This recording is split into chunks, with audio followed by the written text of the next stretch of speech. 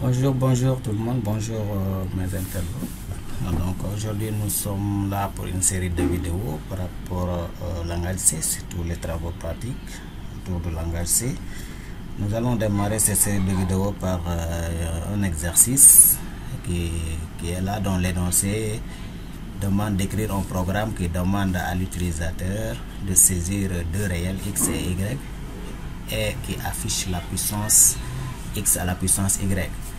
Donc il faut noter que là c'est un exercice simple de début. Voilà, donc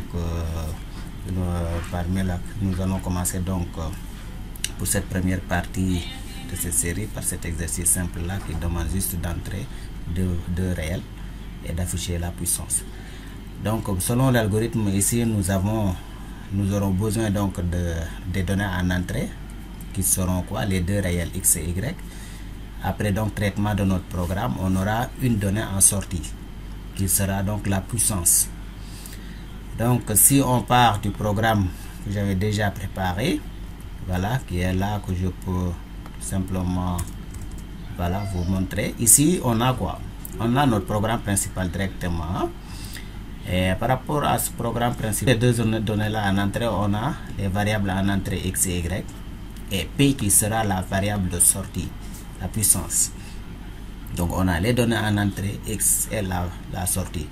Et d'abord il faut noter l'inclusion de cette bibliothèque stdio.h, comme on l'avait dit dans les vidéos précédentes, qui va nous permettre d'accéder aux fonctions telles que le printf, le scanf. Et nous avons aussi l'inclusion de math.h, une autre bibliothèque certes qu'on vient de découvrir par rapport à notre série de vidéos qui va nous permettre d'accéder à la fonction qu'on appelle power, n'est-ce pas, qu'on verra une fois là-bas. Donc ici l'exercice demande de faire quoi? Comme notre exercice, l'énoncé nous demande que l'utilisateur saisit deux valeurs réelles a et b, il faut noter aussi que le type dans ce cas on aura affaire à un type float, ce qu'on appelle les réels.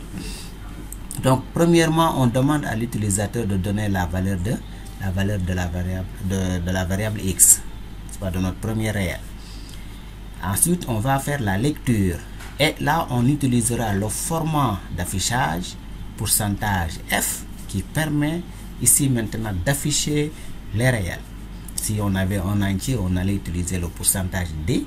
Si on avait une chaîne de caractères, pourcentage S, un caractère, pourcentage D, certainement qu'on verra par rapport aux vidéos qui vont suivre. Donc on lit la variable selon le format pourcentage F avec la variable dont il faut passer l'adresse de la variable. Donc ici donc c'est l'adresse de la variable avec le et commercial qui est au début de la variable, qui va nous permettre donc de se pointer sur l'adresse de la variable pour éventuellement récupérer la valeur de cette variable là. Donc on voit bien donc la lecture de l'information saisie par l'utilisateur selon le format et aussi pointer sur son adresse. De la même manière on va faire la lecture de la variable x, y, pour lire la deuxième valeur, c'est-à-dire donc notre deuxième variable. Et de la même manière, c'est un float aussi, c'est un réel. Le format, ça sera pourcentage f. Il ne faut pas oublier l'adresse, sinon la lecture ne sera pas exécutée, le programme ne sera pas exécuté éventuellement. Et n'oubliez pas surtout les points-virgules à la fin de chaque ligne. Parce que sans les points-virgules aussi, on aura des soucis d'exécution. Après ça, on passe maintenant à la variable résultante. Notre variable résultante p qui aura la valeur, la puissance, où on fait cette fois-ci donc appel à la fonction power qui est de la bibliothèque math.h et on lui passe les deux réels x et y. Donc il faut faire très attention aussi aux réels qu'on passe à cette fonction là, parce que si on la passe y, ça veut dire qu'on cherche cette fois-ci à calculer la puissance y à la puissance x et non x à la puissance y. Donc l'ordre est important. Après, une fois que la puissance est calculée, maintenant on va retourner, on va afficher notre puissance en disant quoi? La puissance est, on pouvait dire même la puissance de x, y et on va faire le formatage d'affichage aussi.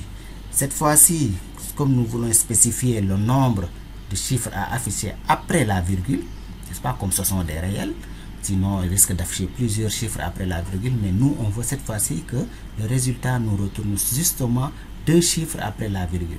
Donc, pour cela, qu'est-ce qu'on fait? On fait un pourcentage point 2 avant le F. Pourcentage point 2 F.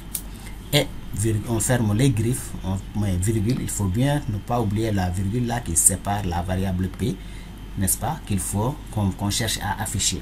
Cette variable P, c'est quoi? C'est la variable résultante qui a été récupérée ici comme étant la puissance, n'est-ce pas? Et après, on fait quoi? On fait un return 0 parce que c'est la fonction main que nous avons à ce niveau-là. Comme on a fait un int main, donc il faut que cette fonction-là retourne une valeur, mais tout simplement, on fait un return 0, n'est-ce pas?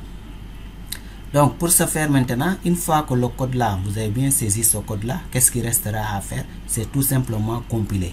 Et il faut noter qu'avec code block, parce que j'utilise aussi l'éditeur de code block, n'est-ce pas, comme vous voyez bien, on peut compiler cet exercice là en cliquant tout simplement sur l'icône qui est là au bout, de telle sorte qu'il compile et en même temps il vous demande d'accéder à la console pour pouvoir vérifier le résultat, n'est-ce pas? Parce que si vous faites des modifications et vous ne compilez pas encore le programme, vous risquez de vous retrouver sur l'ancienne version, si je peux dire ainsi, que ce que vous avez saisi. Et vous allez dire, non, pourtant j'ai modifié, j'ai fait CTRL-S, mais ça prend toujours l'ancien. Il faut toujours donc prendre cette icône-là, et si ça s'est terminé maintenant, la compilation est faite, et qu'il n'y a plus de modifications, vous pouvez prendre l'icône où c'est écrit Run.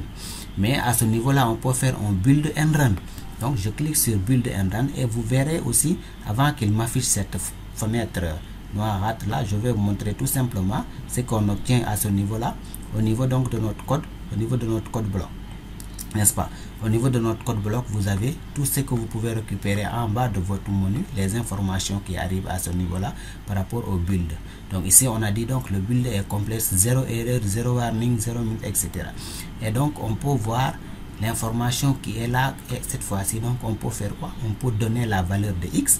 Par exemple, si je donne la valeur de x, je donne 4, n'est-ce pas? La valeur de y, je donne 3, n'est-ce pas? Donc là, je cherche à calculer 4 à la puissance 3.